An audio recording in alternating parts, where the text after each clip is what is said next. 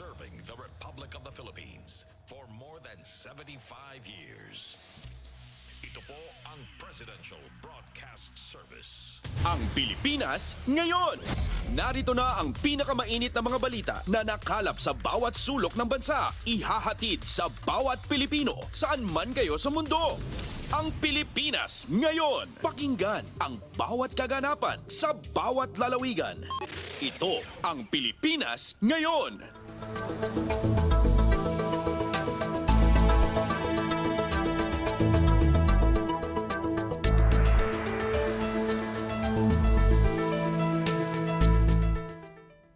Magandang araw po sa ating mga tagapakinig. Welcome po ulit sa ating programang Ang Pilipinas Ngayon. Sa ngalan ni Ven Blones, ito po si Steph Vicente. Samahan niyo po ako sa kabuuan ng ating palatuntunan.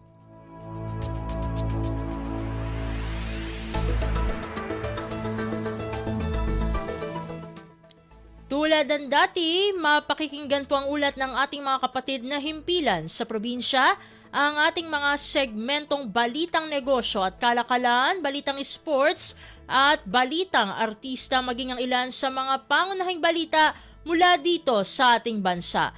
Yan po sa kabuuan ng ating palatuntunan, ang Pilipinas Ngayon. Kumpleto, detalyadong balitaan, di papahuli sa mahahalagang kaganapan. Kamustahin ang inang bayan, ang Pilipinas ngayon.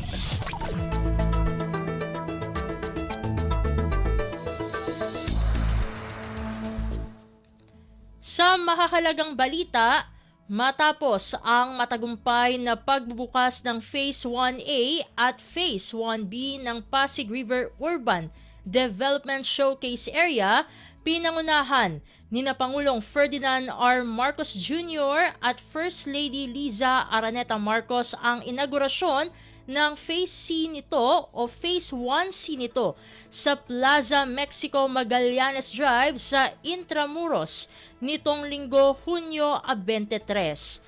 Ang Phase 1C ay mayroong 32 commercial stalls na may modernong amenities tulad ng sewage treatment, individual electric and water meters, fire protection at public restrooms. Samantala, plano ng Interagency Council for Pasig River Urban Development na palawakin ang esplanade na mayroong 135-meter boardwalk na nagkokonekta sa Plaza Mexico at Fort Santiago. Matatandaan na ang Pasig Bigyang Buhay Muli o PBBM project ay inilunsad sa pamagitan ng Executive Order No. 35 at pinapangasiwaan ito ng Department of Human Settlements and Urban Development o DHSUD. Narito ang kabuuang mensahe ni Pangulong Ferdinand R. Marcos Jr. sa nabanggit na inaugurasyon. I better make this quick because it looks like the weather is threatening. Speaker Martin Romualdez, who's here, of course, the First Lady Liza Araneta Marcos. I think I saw some members of the Senate and the House of Representatives, and the mayors of Metro Manila about to celebrate the Araw ng Maynila. Is the good mayor of Manila, and all of my fellow workers in government and our extremely important partners in the private sector. Ladies and gentlemen, good evening. Once again, we gather at the banks of the historic Pasig River to be able to witness the inauguration of the Esplanade's newest stretch that is part of the ongoing Pasig Bigyang Buhay Muli project. 5 months ago, when we opened the first phases of this endeavor to the public, I made a declaration, a promise, that I am fully in on this project and that the First Lady and I would also be among the foremost advocates and proponents for its completion. So our presence here now shows that we are making good progress on that promise and that we are serious in ensuring that this project will reach its envisioned fruition. We are here at the inaugural site of Phase 1C to mark the completion of another 500-meter showcase area of the Pasig River Urban Development Project's Manila Old Downtown segment. The additional 250 meters development will connect the existing esplanade from Jones Bridge to Plaza Mexico and Fort Santiago in Intramuros.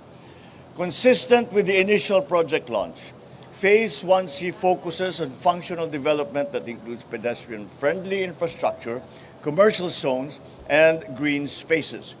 It features leasable stalls that will house several food and retail stores, as well as walkways, bike lanes, and a boardwalk that will add vibrance and drive tourism and generate economic activity along the riverbanks. The structures within the project are also targeted to use renewable energy and promote other ecological practices that are aligned with our environmental protection and conservation strategies. So this is our continuing in our national agenda of a sustainable development, which will redound to the benefits of generations to come. After decades of neglect, let us witness the revitalization of our beloved Pasig River, a river that will look and feel like the famous waterways across the world, and that we see the Seine in Paris, the Thames in London, the Chao Phraya in Bangkok. But Pasig River, unlike any other, it has its own stories, its own lessons, and its heritage to tell. It reflects the unyielding resolve of the Bayanihan spirit of the Filipino. Bringing the Pasig River back to life mirrors our ongoing journey towards a brighter future for our country. How well we do here will reflect our efforts in other areas of the country and how successful we are at improving and leaving the country a better place than we found it. Rest assured that apart from our enthusiasm and optimism, the First Lady and I will provide all our support and commitment to the completion of this project, and hopefully in 3 years' time, that will be our goal. Concerned government agencies and our dear partners in the private sector have worked tirelessly to complete this project just as how we have envisioned it. The collaboration of the DSUD, member agencies, Interagency Council for the Pasig River Development, the City of Manila, and the excellent upkeep of the showcase area since it opened it's to the public in January. Thank you for the dedication to the project. Coupled with this is an appreciation and a reminder to sustain the cleanliness, the beauty, the security of the esplanade, to ensure that this whole project will be finished within the target time frame that we have put. So let us keep up the pace and the hard work and ensure that the Pasig River becomes a place of rest, recreation, and pride for our people and our country. Fellow Filipinos, it is a new era of revival and resurgence for our country. This is an exciting time for us all as we bring back the glory of our nation little by little. Let us rally behind this advocacy and contribute in our own way to save the Pasig River, supporting and participating in the efforts, government and its partners, to help maintain its cleanliness, and that will go a long way. Let us work together, make this happen so that we can realize our promise to the Filipino people, a safe, comfortable, productive, sustainable, and peaceful future for everyone. Thank you very much, and I wish everyone a very pleasant evening.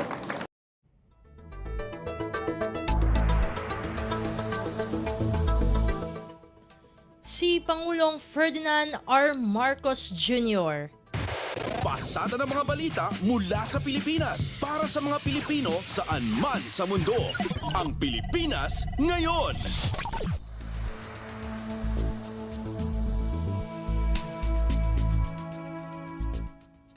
Samantala, hindi giyera ang solusyon ng Pilipinas upang maresolba ang issue sa West Philippine Sea o WPS. Ayon kay Pangulong Ferdinand R. Marcos Jr., aaregluhin ng Pilipinas ang issue sa WPS sa mapayapang paraan. Sinabi ng Pangulo na hangad ng pamahalaan ay mapayapa at masiglang pamumuhay para sa lahat ng mga Pilipino. Iginiit din ni Pangulong Marcos na walang gobyernong nagsisilbi sa bayan ang ipapahamak ang buhay at kabuhayan ng mga mamamayan nito. Kumpleto, detalyadong balitaan, di papahuli sa mahahalagang kaganapan. Kamustahin ang inang bayan, ang Pilipinas ngayon.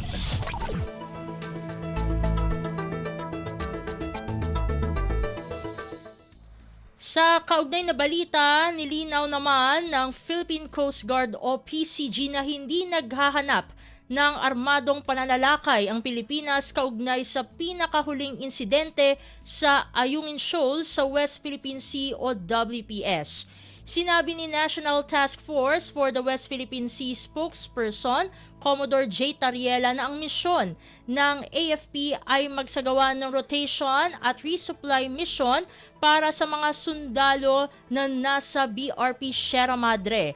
Ngunit sinabi ni Tariela na intensyon naman ng People's Republic of China na pigilan ang nasabing misyon.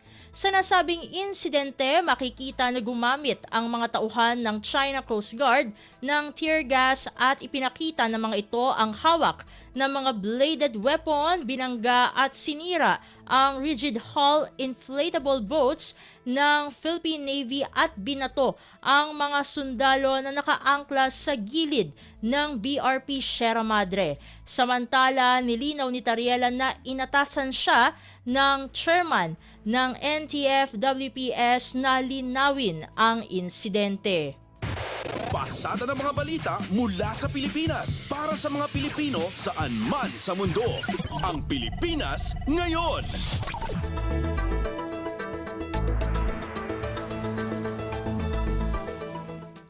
Sa iba pang mga balita, malinaw na paglabag sa mga prinsipyo ng Charter ng United Nations at international laws ang paggamit ng puwersa ng China Coast Guard o CCG na nagresulta sa pagkasugat ng isang tauhan ng Philippine Coast Guard o PCG. Ayon ito kay maritime law expert Attorney J. Batong Bakal ng UP College of Law Institute for Maritime Affairs and Law of the Sea. Gayunpaman, sinabi nito na sa kabila ng tensyon sa pagitan ng Pilipinas at China, nakahanda ang gobyerno na makipagtulungan sa China upang resolbahin ang nasabing hidwaan. Ayon kay Batong Bakal, palaging naghahanap ang Pilipinas ng mapayapa at diplomatikong solusyon hinggil sa issue sa pinakahuling insidente sa Ayungin Shoal sa West Philippine Sea.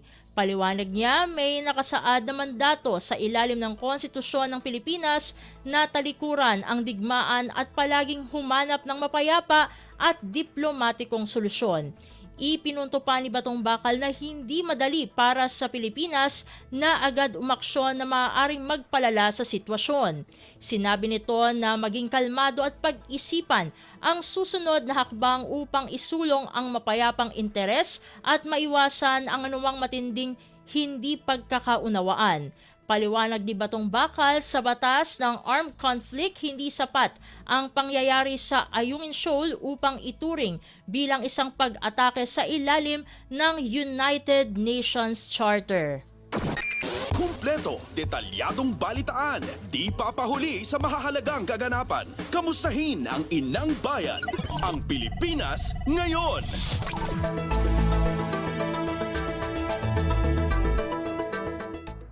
Samantala, ipinagmalaki naman ni Pangulong Ferdinand R. Marcos Jr. ang ginagawang profesionalismo, katapangan at sakripisyo ng Armed Forces of the Philippines Western Command o AFP Westcom sa pagdepensa sa teritoryo ng Pilipinas. Personal na binisita ni Pangulong Marcos ang 80 opisyal at tropa na nagpakita ng katatagan at pagtitimpi sa nangyaring insidente noong Hunyo 17 sa Rotation and Resupply o RORE mission sa Ayungin Shoal. Hinangaan ni Pangulong Marcos ang tropa dahil kahit mapanganib ang misyon na protektahan ng bansa, ay naigiit pa rin ang soberanya ng hindi nagpapaapekto sa agresibong aksyon ng China. As your Commander-in-Chief, I have never been prouder of the brave women, men, and not just the Western Command, but the entire armed forces as I am today. I salute the 80 officers and troops who sailed the waters and exercised the greatest restraint amidst intense provocation. You demonstrated to the world that the Filipino spirit is one that is brave, determined, and yet is compassionate. I reassure you that you have the entire nation behind you, praying for your safety, praying for your success. Si Pangulong Ferdinand R. Marcos Jr. Pasada ng mga balita mula sa Pilipinas para sa mga Pilipino saan man sa mundo. Ang Pilipinas ngayon.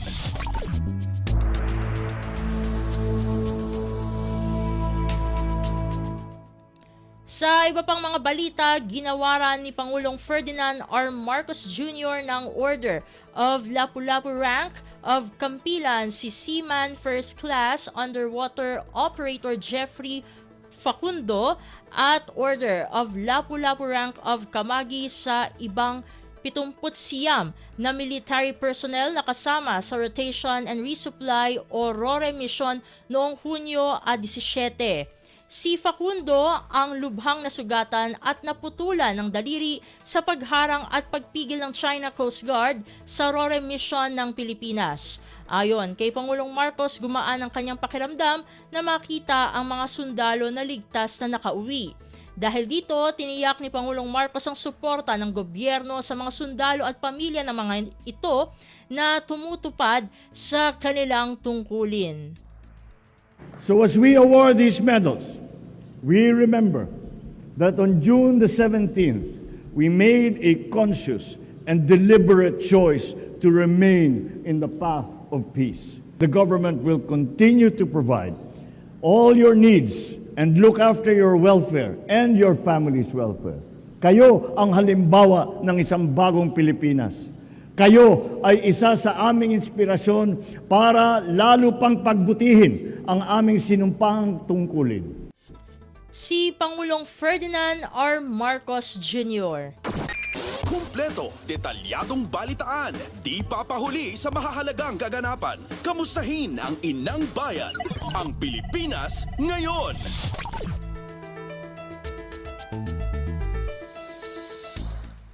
Samantala, nagpaabot naman ng pasasalamat si House Speaker Martin Romualdez sa Philippine Health Insurance Corporation o PhilHealth matapos aprubahan ng PhilHealth Board ang mas mataas na financial assistance para sa mga dialysis patient.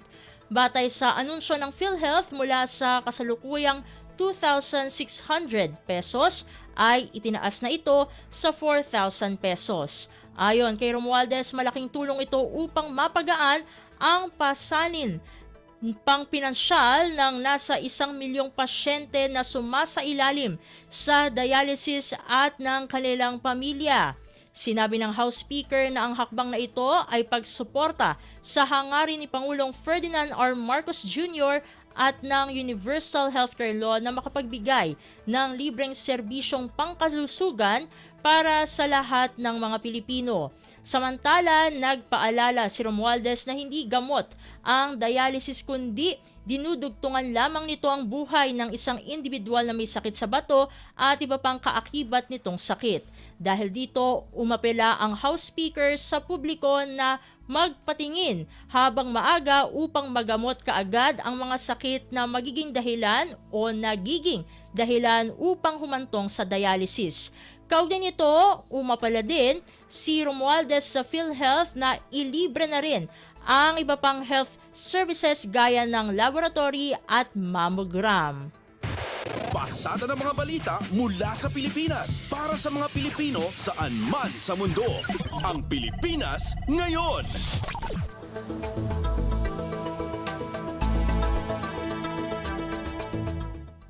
Sa iba pang mga balita, tinanggal na si suspended Bamban Tarlac Mayor Alice Guo bilang miyembro ng National People's Coalition o NPC.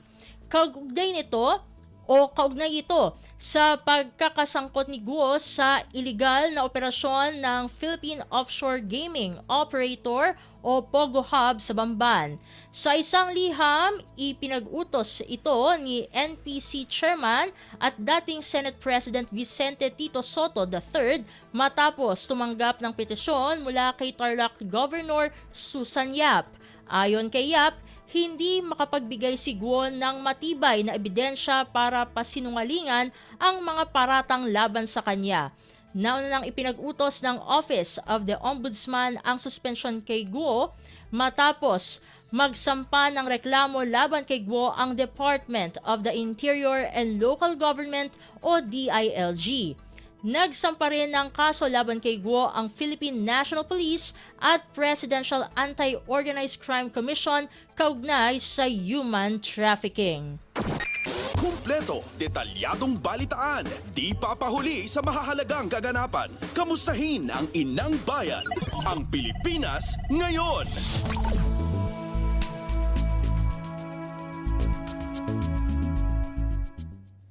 Samantala, nanawagan naman si Surigao del Norte Representative Robert Ace Barbers sa mga kasamahang mambabatas na amyendahan ang Special Investors Resident Visa o SIRV program ng bansa.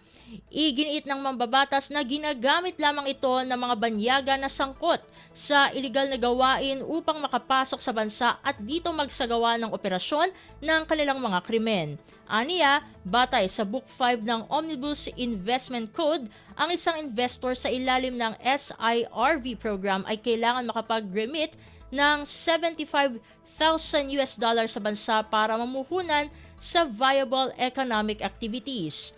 Kung pagbabatayan aniya ang kasalukuyang exchange rate, ang halagang ito ay katumbas lamang ng 4.8 million pesos na kayang-kayang punan ng mga kriminal at drug syndicate.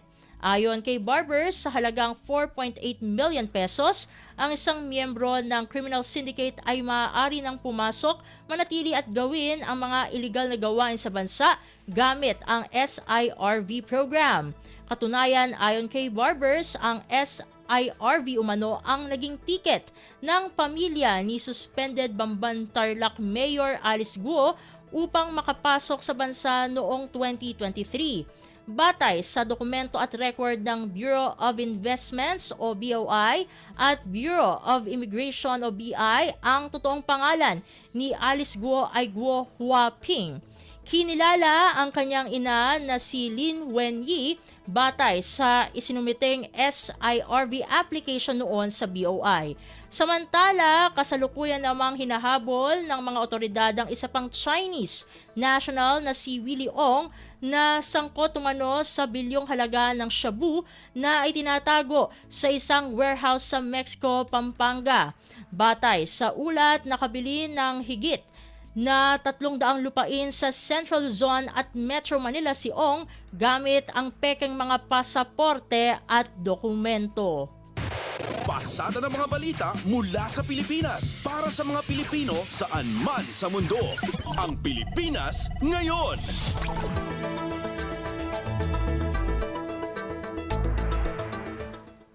Sa iba pang mga balita, tinututukan ng Bureau of Fisheries and Aquatic Resources o BIFAR ang paggamit ng makabagong teknolohiya upang maibsan ang posibleng epekto ng La Nina sa pangingisda. Sa panayam ng Radyo Pilipinas, sinabi ni BIFAR Fisheries Production and Support Services Chief Attorney Nilo Consuelo na gumagawa ito ng mga fish cages o fish cages na matibay sa panahon ng matinding tag-ulan at bagyo. Ang climate resilient fish cages na sinimulan ng gamitin ng mga mangisda ay hindi agad masisira at kakayanin hanggang signal number 5 na bagyo. Nasa 25 to 30 na pong piraso simula nung nag-umpisa po tayo ng ganitong technology. Pero po, kung susumahin po natin, kasama po yung participation ng private sector kasi hindi naman po natin linilimitahan ang negosyo na galing lang po sa gobyerno. Mga nasa 200 to 300 units na po sa buong Bicol ang nag-ooperate na fish cages. Sinabi pa ni Consuelo na kumpara sa mga dating ordinaryong fish cage na kumukontra sa alon ng tubig ay sumasabay ito sa alon kaya hindi kaagad nasisira. Ipinamamahagi ng ahensya ang mga fish cage sa mga grupo ng mga mangisda. Ito pong beneficiary na napipili po natin na mga matatag na po na asosasyon, nagbibigay po tayo ng libreng paunang 1 unit, tapos po yung pang-stock nila na 30,000 na fingerlings, plus Okay. po yung feeds. Si BIFAR Fisheries Production and Support Services Chief, Attorney Nilo Consuelo. Kumpleto, detalyadong balitaan, di papahuli sa mahahalagang kaganapan. Kamustahin ang inang bayan, ang Pilipinas ngayon.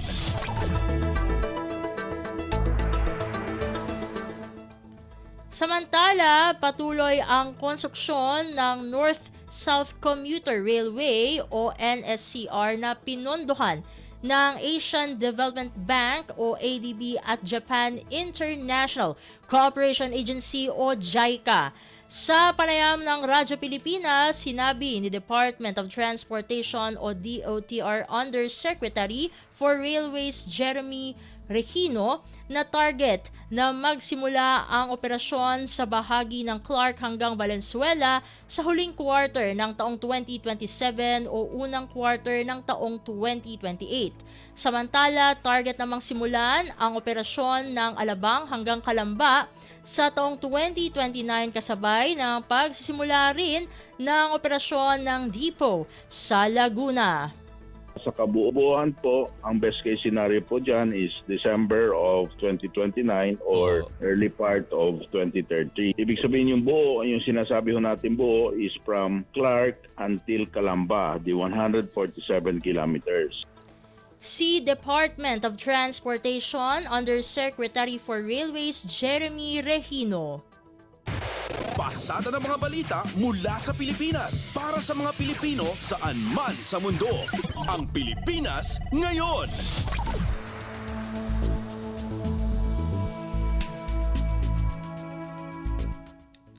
Sa iba pang mga ulat, inaasikaso ng Department of Transportation o DOTR ang pagbuo ng railway o riles sa iba't ibang bahagi ng bansa. Sa panayam ng Radyo Pilipinas, sinabi ni Department of Transportation o DOTR Undersecretary for Railways Jeremy Regino na inaasikaso nito ang plano para sa paggawa ng mga railway na freight line. Maaaring magamit ang mga nasabing railway para sa pagbiyahe ng produktong agrikultural mula sa iba't ibang bahagi ng bansa.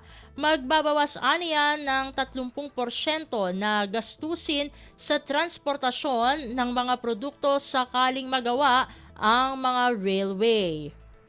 Meron din po tayo sa South Long Haul, Calamba to Matnog Port, freight line ho, na nakahilera po na programa po natin. Sa Panay Rail po, sa kasalukuyang ginagawa po natin, kasama po yan ang freight line. Sa Mindanao Rail po, na-update po natin ang feasibility study po niyan sa kaplano ng Mindanao Rail. Kasama din po ang pag-aaral sa freight line.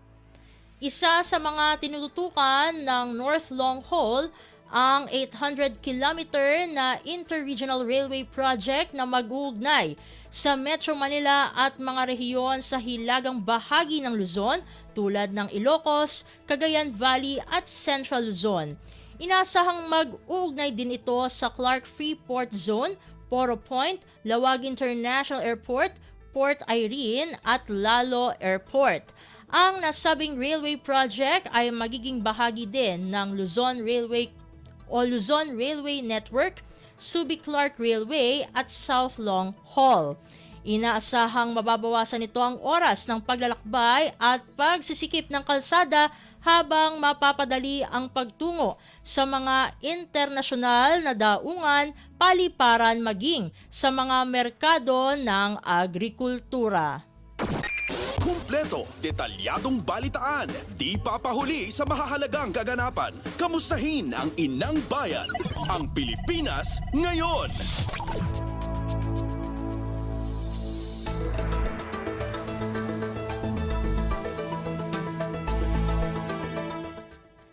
At iyan ang mga maiinit na balita para sa araw na ito. Samantala, ating antabayanan ang mga ulat mula sa ating mga kapatid na himpilan sa probinsya para sa Regional News. Balita mula sa lalawigan sa bawat rehiyon ng ating bayan. Dito sa Ang Pilipinas Ngayon.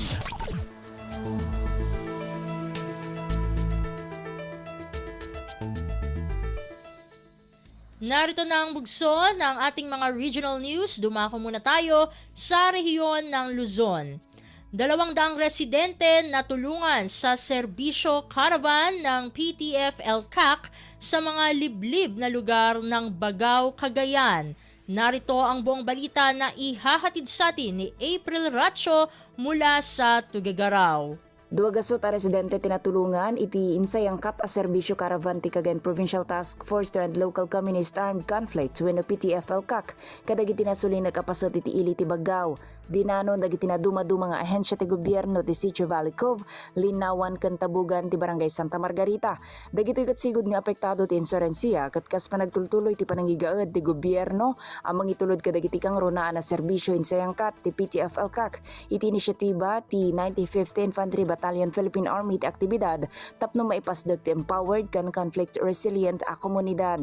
Iti nasaong aktibidad ng isayang kat ti Provincial Health Office ti Medical ken Dental Mission kabayatan na nagbakuna met kadagiti ubing ti Municipal Health Office. Nangiwaras pa ti food packs ti Department of Social Welfare and Development, Provincial ken Local Government. Babaon ti 95th Infantry Battalion nangiwaras ti Sheriff Falcones ti libro para kadagiti estudyante iti elementarya.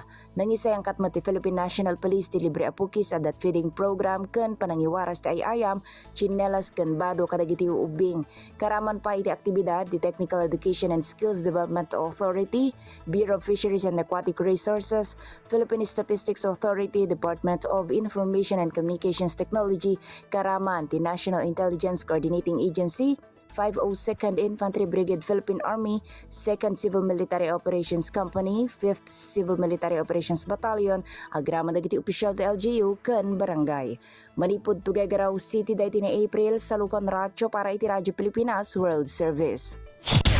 Balita mula sa lalawigan sa bawat rehiyon ng ating bayan. Dito sa Ang Pilipinas Ngayon.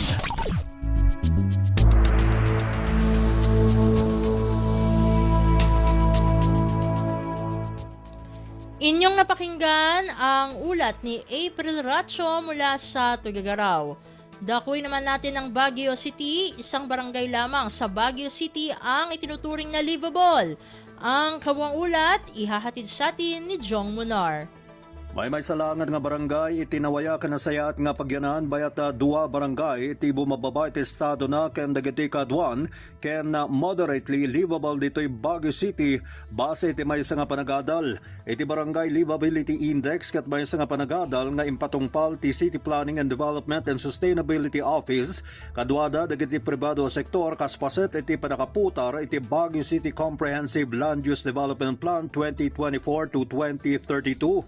Nailawlawag anay patungpal ti research kagiddan ti Barangay Digital Twin Project amang iparangbat ti digital representations ti aming barangay may basar ti audit ken mapping kadagiti agdama nga struktura ken dagiti nabatbatipay a natural covers base iti naparang livability index iti laeng South Drive Barangay iti may konsidera a livable barangay. Kabayatan na iti Barangay Lower Dagsyan ken San Antonio Village ket naduktalan bumababan iti livability bayat upatapulog at may nga barangay ket naduktalan a moderately livable ken iti nabatbating 84 ket minimum livability compliance.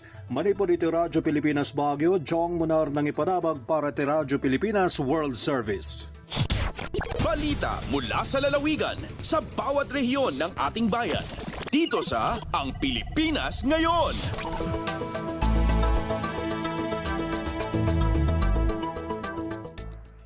Inyong napakinggan ang ulat ni Jong Munar mula sa Baguio City. Pumunta naman tayo sa rehiyon ng Kabisayaan. National Irrigation Administration o NIA sa Region 7 kumpiyansang makakamit ang normal na tubig irigasyon sa rehiyon sa pagsisimula ng tag-ulan para sa wet cropping season. Pakinggan ang kabuang ulat na ihahatid sa atin ni Jessa Agua Ilanan mula sa Cebu. Positibo ang National Irrigation Administration dinhi sa Central Visayas nga makabot sa buwan sa Agosto ang patubig sa target service area sa rehiyon isip pagpangandam sa wet cropping season. Matod ni Engineer Maria Donesa Autida, Acting Chief of Operations Section sa NIA Region 7, nagsugod na ang ahensya sa inisyal nga irrigation activities sa ilang major national irrigation systems. Dugang ni Autida, 1,975 hectares umukabat sa 47% na sa service area sa Malinaw Dam sa lungsod sa Pilar, Bohol ang irrigated. Samtang 1,030 hectares o 30% sa target service area sa Malinaw Dam sa lungsod sa San Miguel sa Bohol ang irrigated na usab. Sa laing bahin na naa sa 70 hectares o 7% sa target service area sa Capayas Dam sa Ubay, Bohol o laing 30 hectares o 3% sa target service area sa Binliw Dam nga naagihapon sa lungsod sa Ubay ang irrigated na. Samtang 30 hectares o 13% sa target service area sa Zamora Dam sakop sa Talibon, Bohol ang irrigated na usab. Hinoon miangkon si Autida nga ang kasamtangang 3 to 48% irrigation status sa rehiyon matawag na considerably low kung itandi sa naandan sa susamang period tungod sa epekto sa El Nino phenomenon apan kumpiyansa siya nga makaapas ra sa target karong buwan sa Agosto nunot usab sa pagsugod na sa ting-uwan inabagan usab sa nagpadayong cloud seeding pinasiugdahan sa Kapitolyo sa Bohol. Gikan sa RP1 Cebu sa Agua Ilanan para sa Radyo Pilipinas World Service. Balita mula sa lalawigan sa bawat rehiyon ng ating bayan. Dito sa Ang Pilipinas Ngayon.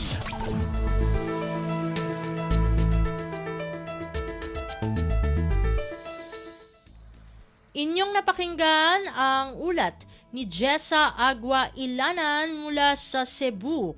Puntahan naman natin ang Iloilo. Department of Agriculture sa Western Visayas namigay ng vegetable seeds at fruit-bearing trees kasabay ng pagdiriwang ng kanilang ika-126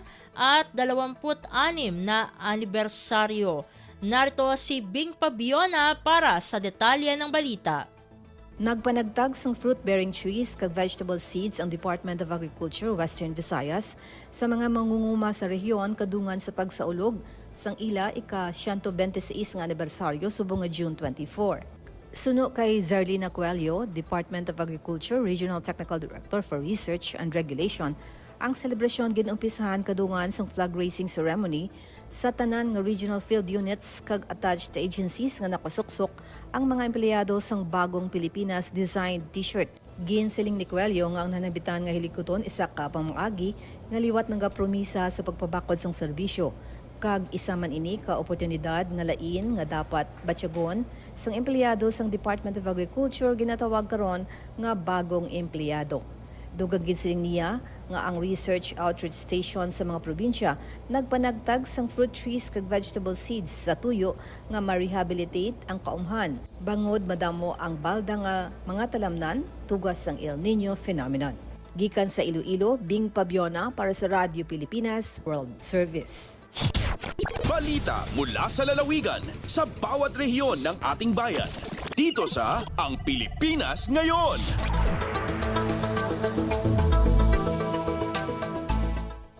Inyong napakinggan ang ulat ni Bing Pabiona mula sa Iloilo. Dumako na tayo sa Mindanao. Office of Civil Defense sa Rehiyon 11 nakatakdang magsagawa ng multi-sectoral dialogue para sa pagbuo ng long-term disaster preventive measures. Ang kabuang ulat ihahatid sa atin ni Maymay Benedicto mula sa Davao. Nakatakdang ipahigayon sunod bulan ang dialogo tali sa laing-laing sektor alang sa pagmugno og long-term disaster prevention and mitigation plan alang sa Davao Region. Ang maong aktibidad pangunahan sa Office of the Civil Defense 11 nga ipahigayon sa Tagum City, Davao del Norte sa July 10 ug 11.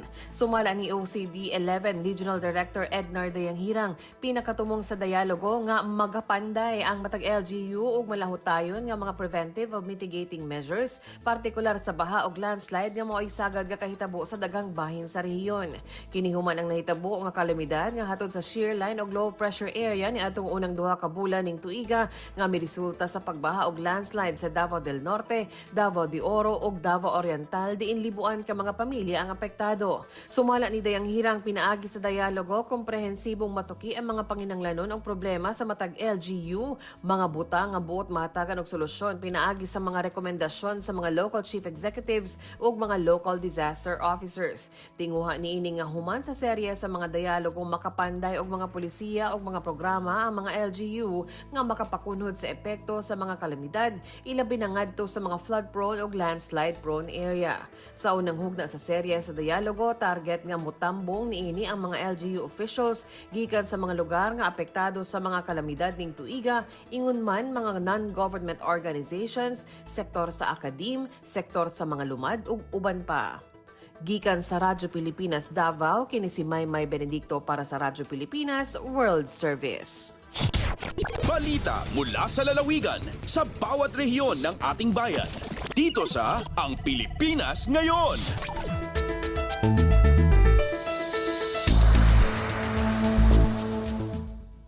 Inyong napakinggan ang ulat ni Maymay Benedicto mula sa Davao. Dito na nagtatapos ang ating regional news.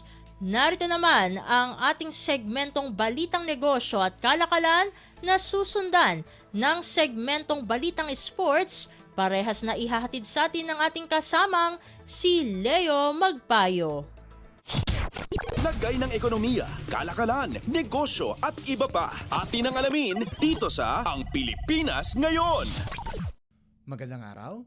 Narito na po ang Balitang Business. Posibleng maramdaman na ng publiko ang mas murang imported na bigas na darating sa bansa simula sa buwan ng Agosto. Ayon kay Department of Agriculture o DA Assistant Secretary Arnel de Mesa, ang murang bigas ay epekto na ng Executive Order o EO No. 62 o 15% bawas taripa sa imported rice at iba pang produkto.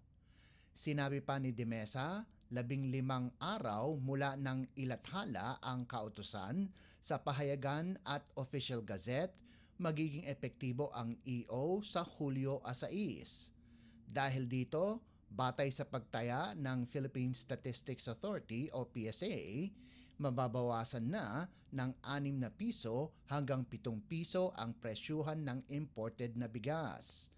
Paglilinaw pa ni De Mesa, nasa sa ilalim pa ito sa pagsusuri kada 4 na buwan upang makita kung epektibo ang EO para makabili ng mas murang bigas ang mga mamimili.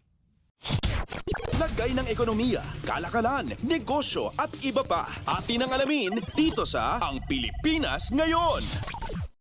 Naitala ng Bangko Sentral ng Pilipinas o BSP ang 105 bilyong dolyar na Gross International Reserves o GIR ng Pilipinas. Mas mataas ito sa 102.6 na bilyong dolyar noong buwan ng Abril.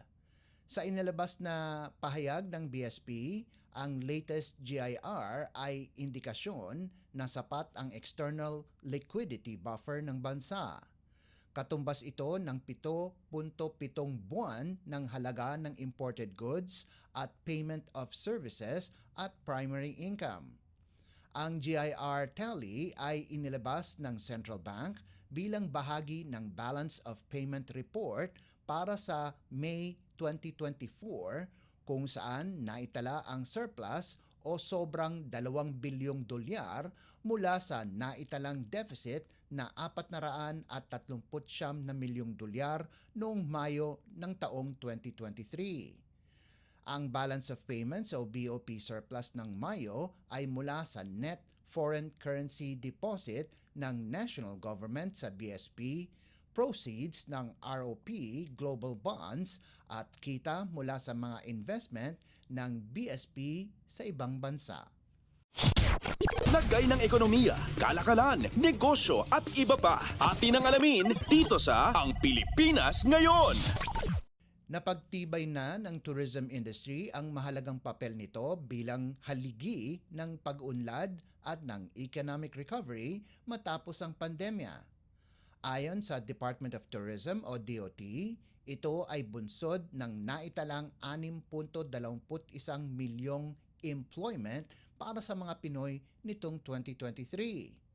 Paliwanag ng DOT, halos makamit nito ang target na 6.3 milyong employment sa turismo para sa 2028 o 4 na taong mas maaga sa target.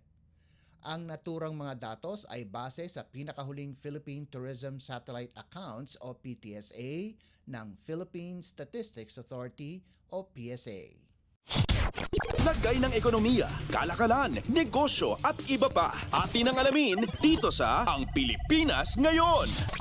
At para naman sa sports balita, Updates at pinakahuling mga usapin sa mundo ng palakasan. Atin ang pakinggan dito sa Ang Pilipinas Ngayon. kinuha ng NLEX Road Warriors ang serbisyo ni Coach Virgil Villavicencio bilang kanilang panibagong team manager. Si Villavicencio ay dating PBA champion coach at matagal ng executive sa koponan. Dadalhin niya ang kanyang mga karanasan para sa ikabubuti ng koponan. Dumating ang kanyang appointment pagkatapos na opisyal ng pinapirma ng NLEX si Jong Wichiko bilang panibagong head coach ng Road Warriors. Ginawa ang pagpipirma sa NLEX office sa Balintawak na linahukan ni NLEX President at General Manager Luigi Bautista at Team Governor Ronald Dolatre. Kinuha ng 9-time PBA champion na si Wichiko ang pwesto mula kay Frankie Lim na nagsilbing head coach ng NLEX sa loob ng 2 taon. Matagal na team manager si Villavicencio para sa koponan ng TNT Tropang Giga mula 2000s hanggang kalagitnaan ng 2010s at kasalukuyang miyembro ng communications team ng Samahang Basketball ng Pilipinas o SBP. Samantala, nagpahiwatig naman ng pagkakumpiyansa si Team Governor Dolatre sa kontribusyon ni Villavicencio para sa Road Warriors. Sa panig naman ni Bautista, malaki ang kumpiyansa niya kina Wichiko at Villavicencio para pamunuan ang NLEX Road Warriors para maitaas lalo ang level ng profesionalismo at tagumpay sa koponan. Updates at pinakahuling mga usapin sa mundo ng palakasan. Atin ang pakinggan dito sa Ang Pilipinas Ngayon. Naging makulay ang pagbabalik sa bansa ni Sean Chambers mula sa pagkuha nito na pangunahan ang Far Eastern University sa UAAP hanggang makakuha ng tawag na tulungan ang Gilas Pilipinas para sa kanilang preparasyon sa FIBA Olympic Qualifying Tournament. Nasilayan ang 59 anyos na dating PBA import sa training camp ng Nationals sa Inspire Sports Academy sa Laguna at inaasahan na ibabahagi nito ang kanyang kakayahan at karanasan kasama si head coach Tim Cone at ang kanyang staff. Sinabi ni Chambers na kapwa isang pribilehiyo at karangalan para makapagtrabaho kasama si Coach Cone, pati na rin si Samahang Basketball ng Pilipinas o SBP President Al Panlilio at Executive Director Erica D. Sakto ang dating ni Chambers kung saan matindi ang ensayo at preparasyon ang ginagawa ng Gilas tungo sa kanilang inaasam-asam na makapasok sa Summer Games. Magkakaroon muna ng tune-up game ang Gilas kontra Taiwan Mustangs sa Hunyo 24 na gaganapin sa PhilSports Arena. Sa FIBA Olympic Qualifying Tournament sa Riga, Latvia, makakalaban ng Gilas ang Georgia sa Hulyo 3 at ang host country na Latvia sa Hulyo 4. Updates at pinakahuling mga usapin sa mundo ng palakasan.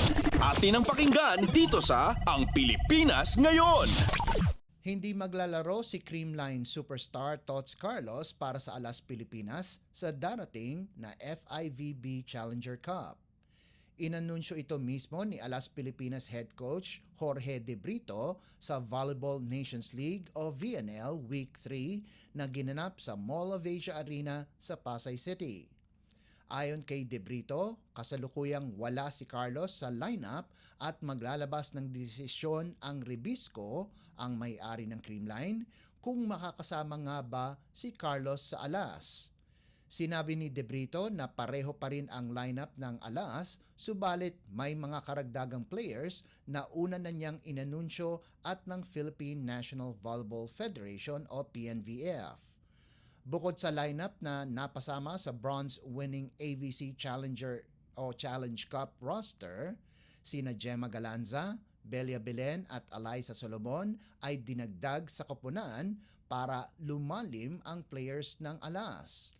Ang team captain na si Gia de Guzman at ang Alas ay makakaharap ang Vietnam sa knockout quarterfinals itong darating na Hulyo 5. Isa lang ang makakapasok sa FIVB Women's VNL, ang mananalo sa FIVB Challenger Cup. Updates at pinakahuling mga usapin sa mundo ng palakasan. Atin ang pakinggan dito sa Ang Pilipinas Ngayon. At yan ang pinakahuling balita sa larangan ng palakasan. Para sa Radyo Pilipinas World Service, ito po si Leo Magpayo. Magandang araw. Updates at pinakahuling mga usapin sa mundo ng palakasan. Atin ang pakinggan dito sa Ang Pilipinas Ngayon.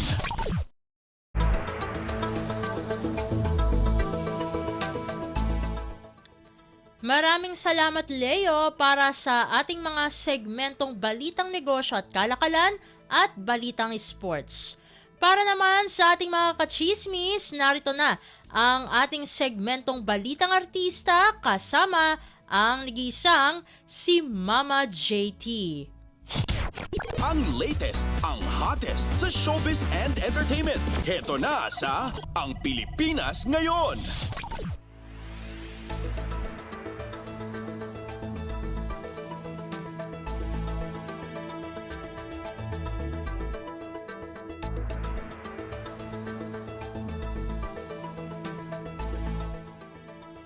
Magandang araw sa ating mga chismoso at chismosang nag-aabang ng mga trending na balita sa mundo ng showbiz. Ito na ang ratsyada ng mga chika. Naging sentimental ang bagong kasal na sina Mika de la Cruz at Nash Aguas matapos nilang bisitahin ang set ng bagong version ng Going Bulilit. Hindi na mapipigilan kasi ang pagbabalik sa telebisyon ng kiddie gag show ng ABS-CBN kasama ang bagong batch ng mga child star. And balik tayo sa newlyweds, ramdam na ng dalawa ang excitement sa muling pag-ere ng nasabing gag show kung saan din nagsimula ang kanilang showbiz career. Sabi nila naging parte ng kanilang pagkabata ang Going Bulilit, kaya nakaramdam sila ng nostalgia doon sa show na dati nilang pinagbidahan kasama ang iba pang mga child star. Sa pagbisita nila sa taping ng show, nakita at nakasama nila uli ang production staff na nakatrabaho nila noong mga bata pa sila. At nagbigay din ng advice ang young couple sa mga batang sasabak sa bagong Going Bulilit. Sabi nila, enjoy the ride at darating rin ang inyong graduation, kaya just enjoy it. And along the way, marami talaga daw matututunan, hindi lang professionally but at the same time, alagaan daw ang mga friendships na mabubuo sa nasabing show. Dagdag pa ni Mika, respetuhin ang mga staff natin, yung pinaka-core ng Going Bulilit, dahil iba raw talaga daw silang mag-alaga at iba rin silang magmahal. So just enjoy it. I-savor daw ang lahat ng matututunan dahil definitely magagamit daw yun hindi lang sa work, even sa personal lives. Bagay na sinang-ayon na naman ng kanyang asawang si Nash Aguas.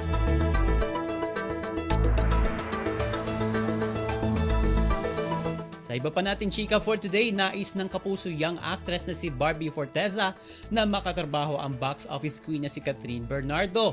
Sa Grand Media Conference ng first ever movie ng tambalang Barda o ni na Barbie Forteza at David Licauco na That Kind of Love nitong Webes, June 20, natanong si Barbie tungkol sa pagkukumpara sa kanila ni Catherine. O saan nga ba daw mas napipressure ang kapuso primetime princess? Sa lagi bang makompare kay Catherine o ang laging tanong sa kanila ni David na kung posibleng maging sila sa totoong buhay? At hindi nga ito nasagot ng direkta ng dalaga, ngunit sinabi nito na tinitingala nito si Catherine Bernardo dahil sa husay nitong hawakan ang kanyang takbo ng kanyang karera at personal na buhay. At umaasa naman itong si Barbie na makatrabaho o magkatrabaho silang dalawa ni Catherine dahil isa rin siya talaga sa mga gustong makatrabaho at isa ito sa mga hinahangaan ng kapuso actress.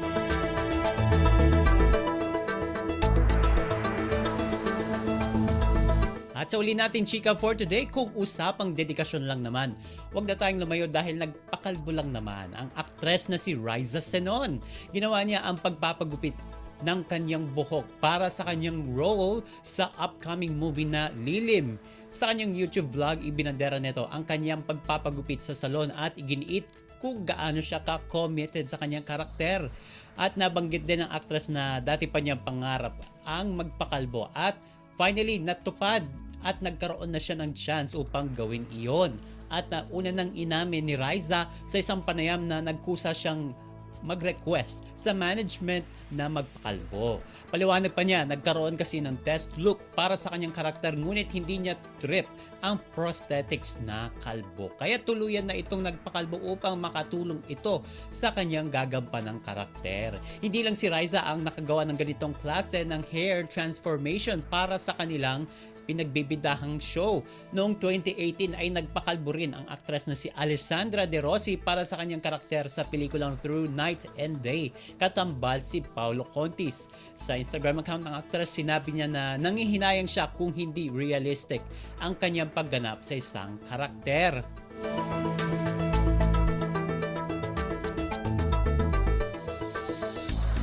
NOMG, wala na tayong oras para sa ating balitang artista. Maraming salamat mga kachismis sa pakikinig sa aking mga chika for today. Ako po si Mama JT para sa Radyo Pilipinas World Service. Ang latest, ang hottest sa showbiz and entertainment. Heto na sa Ang Pilipinas Ngayon.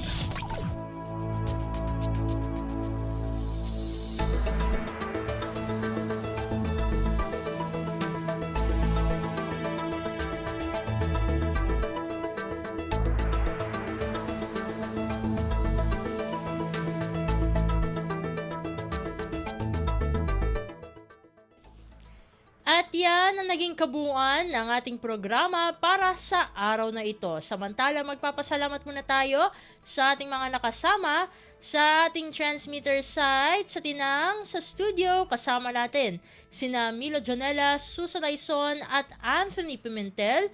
Pinasasalamatan din natin ang ating executive producer para sa araw na ito na si Jerome Toledo.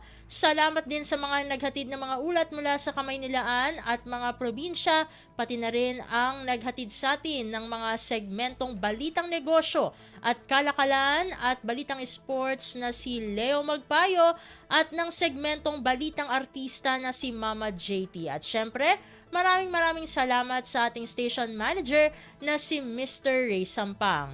Maraming salamat po hanggang sa susunod na edisyon ng ating palatuntunan. Huwag kalimutang mag-like, mag-follow at mag-subscribe na sa mga social media account o page ng Radyo Pilipinas World Service upang maging laging updated sa mga mahahalagang balita. Sa ngalan ni Ven Blones, ito po si Steph Vicente. Mabuhay po tayong mga Pilipino. At yan ang Pilipinas Ngayon. Muling samahan si Ven Blones sa parehong oras at alamin ang pinakahuling mga kaganapan at balita saan man kayo naroon. Ang Pilipinas Ngayon!